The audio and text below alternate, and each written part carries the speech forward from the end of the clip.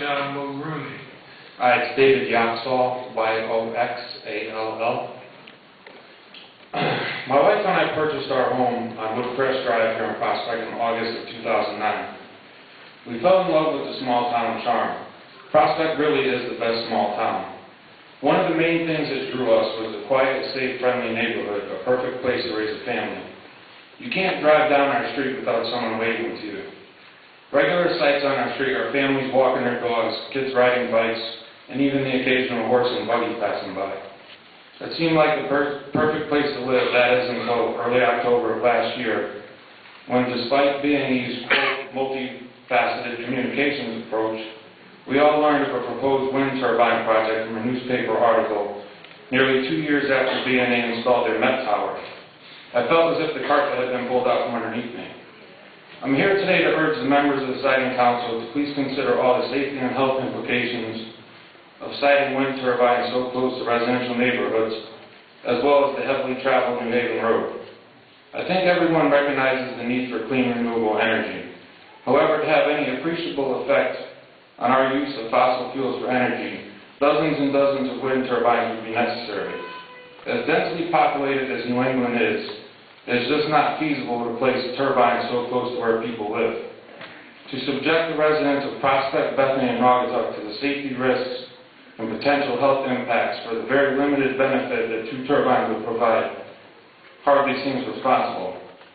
In addition to its close proximity to over 900 homes, the proposed site is a very poor choice due to abutting properties. The turbines would be sandwiched between a brownfield site and a public water supply and the reservoir.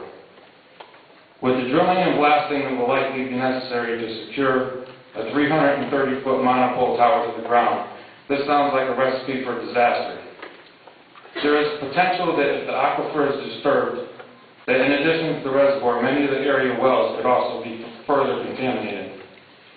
There are many other risks as well, one being ice throw from blades, which in a turbine this size, chunks of ice could be hurled over 1,700 feet. The wind industry's rebuttal is that the vibration sensors will shut the turbine down during icing conditions. Unfortunately, this is not the case. A 2008 incident in Whittlesey, England disproves this. Ice can and does form uniformly on the blades, making the vibration sensors ineffective. Local homes and businesses were pelted with shards of ice thrown from the turbine until the turbine was manually shut down after receiving reports of the ice being thrown. I want to enjoy being outside without the fear of being pelted with ice. There are other health risks such as infrasound, the inaudible low-frequency tones generated by the blade as it passes by the tower. Shadow flicker, while not only annoying, can cause problems in people with certain neurological conditions. I think it is clear that the limited benefits of this project do not outweigh the considerable risks. In closing, I ask that the Siting Council please put the public safety before BNE's bottom line. Thank you.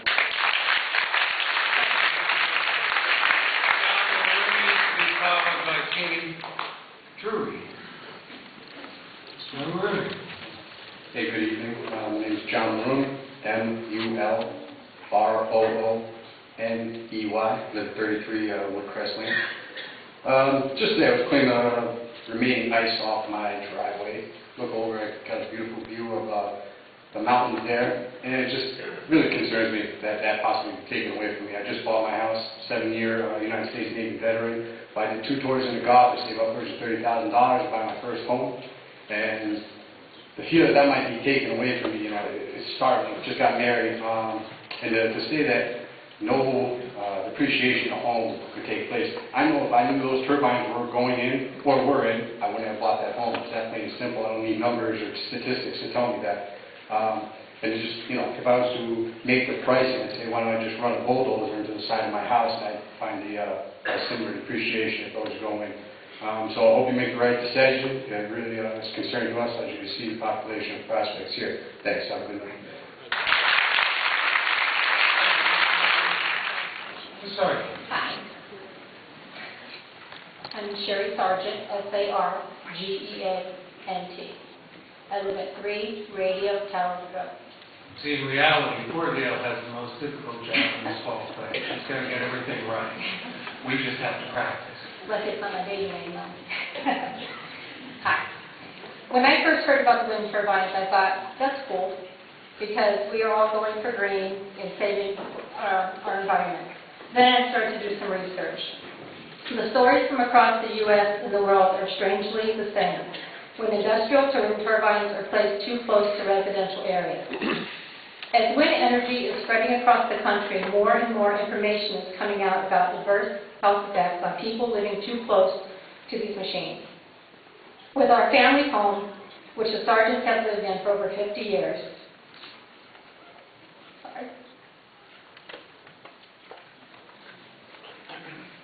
being approximately 1,700 feet away from the 492-foot wind turbines, my family's well-being is concerned. Why don't you just have a seat, and you know, when you're ready, You know what? just wave to me, I'll let you do it again. Have a I'm fine. You sure?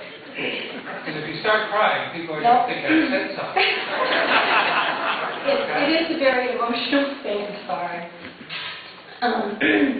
The situation my family finds itself in is nothing short of surreal. We are a working-class family. Our home is our sanctuary to escape the pressures of the world, and it's our greatest investment. We spend a great deal of time enjoying our backyard, whether it's cooking outside, playing catch with my son, planting vegetables in our garden, or picking blueberries from the bushes Richard's mom planted many years ago.